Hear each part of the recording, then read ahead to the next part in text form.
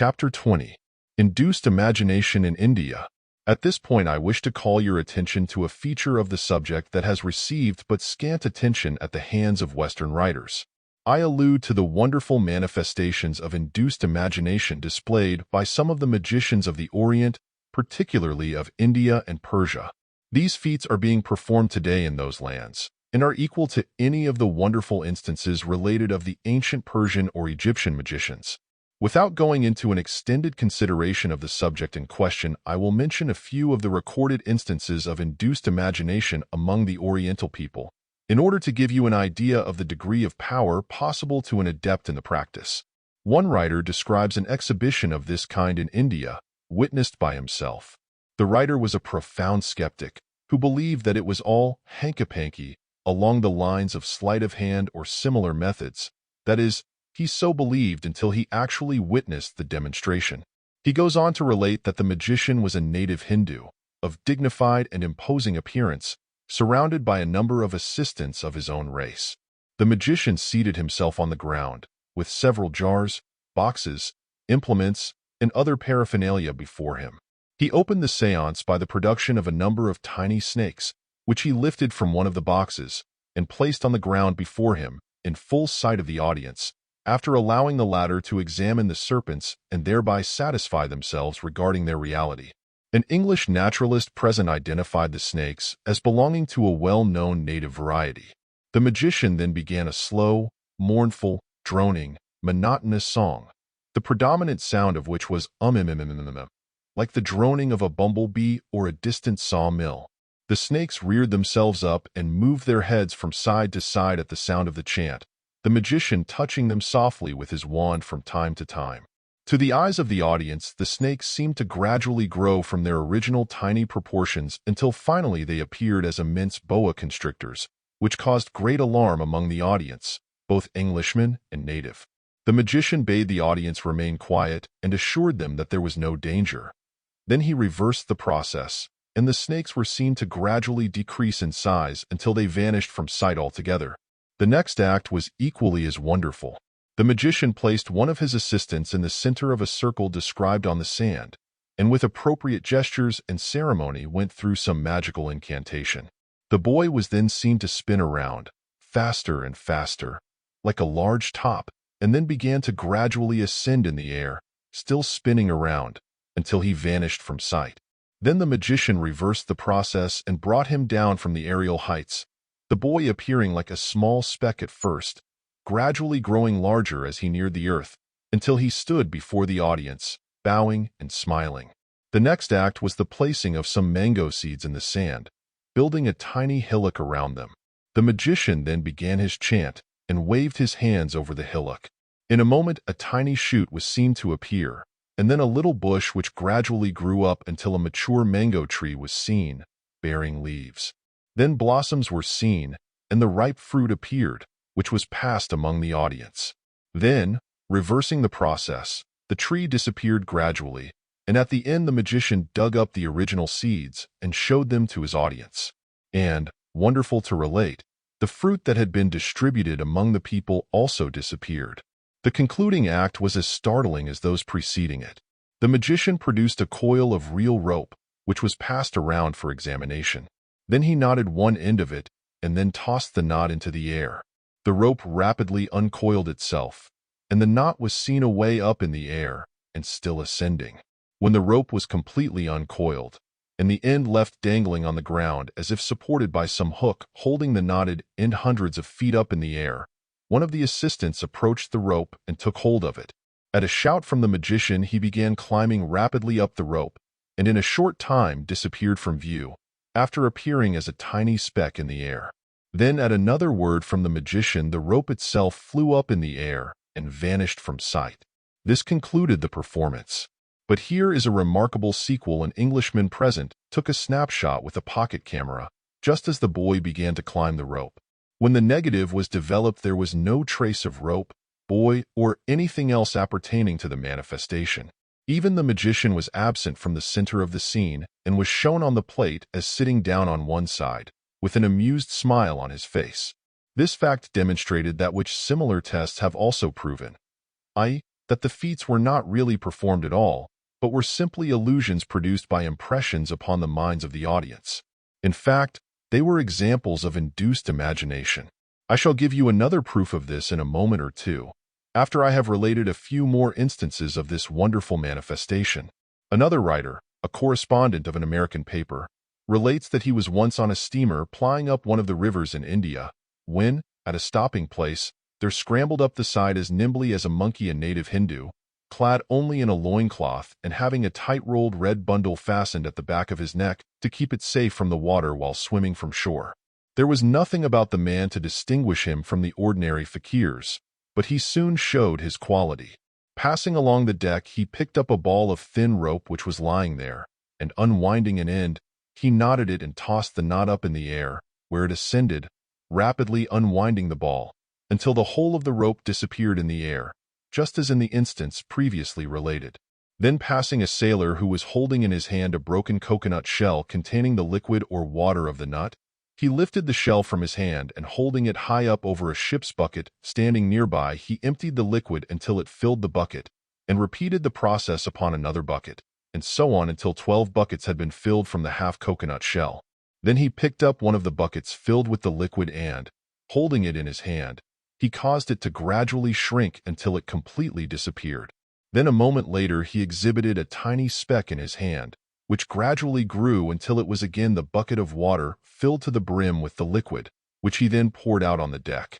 Witnessing the strange performance was a young mother with her babe beside her and a young nurse girl several feet away. To her horror, the mother then beheld the nurse girl rising a few feet in the air and moving rapidly toward the babe, reaching down for the infant as she glided over it, and then rising high into the air with the child clasped in her arms until both were lost in the clouds.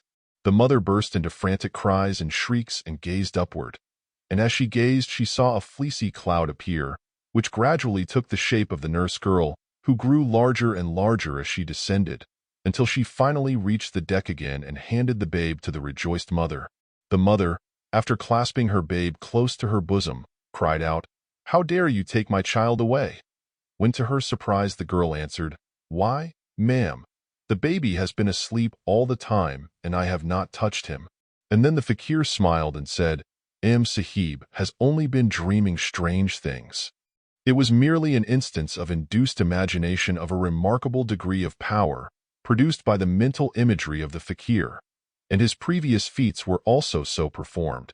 But this was only the beginning. The fakir then untied his red bundle, and, extracting therefrom a coconut, he exhibited it to the passengers, passing it around for inspection. Then, placing the nut on the end of a bamboo stick, and balancing it there, he commanded it in Hindi to spout as a fountain, and immediately a great jet of water sprang from it, falling over the deck in great showers. He then caused it to stop flowing, and it obeyed. Then he restarted it. This is repeated several times. Then he materialized a cobra from the air and caused it to disappear at his command, after he had terrified the passengers with it. Then he materialized several human forms in broad sunlight in full view of the passengers, and afterwards caused them to melt away gradually until they disappeared like a cloud of steam. Then taking up a collection, which was quite liberal, he jumped over the side and swam rapidly to shore. The natives among the ship's passengers smiled at the wonder of the Europeans present and laughed at the latter's talk of jugglery or magic power, informing them that it was merely an instance of Hindu telepathy or mental influence, and that those among them who resisted the spell saw nothing except the fakir with glistening eyes, showing every evidence of a powerful and concentrated exercise of his imagination. These feats are quite common in some parts of India, but they are known to be but mental illusions, for all attempts to catch the exhibition on photographic plates have failed, the plate showing nothing but the magician in a state of mental concentration. The magicians have developed the power of causing many persons at the same time to have the illusion of seeing, hearing, tasting, and smelling things that have no material existence. It is induced imagination in a developed degree, but differs only in degree from the phenomena more familiar to the Western world. In this connection, I would like to add the testimony and explanation given to me personally by a greatly esteemed friend of mine, a Hindu sage traveling in this country, who in addition to his Oriental learning has received the highest English education and who is a highly educated man in both the Eastern and Western meanings of the term.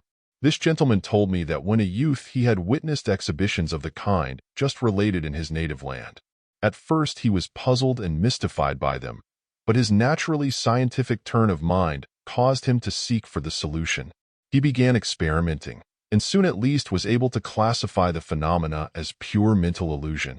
He found that the crowd would gather close around the magician in order to see what was going on, although all were required to keep a certain number of yards away from the wonderworker by the latter's instructions and requirements. My friend found that if he retreated a few yards beyond the outer edge of the crowd, he could see nothing but the magician, all the magical doings disappearing. When he would join the crowd, the mystic appearances were again plainly seen. He tried the experiment in several ways, with the same result. Then he tried a riskier one and pushed nearer to the magician than was allowable, and with the same result. In short, the influence was confined to a certain area, and the mental influence was doubtless increased by the contagion of the different minds in the crowd. My friend tested the well-known mango feat and the rope disappearing feat, as related in these pages, in this way, and determined that they came well under the rule of mental illusion, instead of being an occurrence defying the established laws of nature. The testimony of this gentleman corroborated the opinion that I had already formed to that effect, which opinion agrees with that of the best authorities. In closing this chapter, one wished to point out to the students of the work an erroneous idea that has crept into some of the Western works along the lines of hypnotism, etc., and which I shall now mention and explain.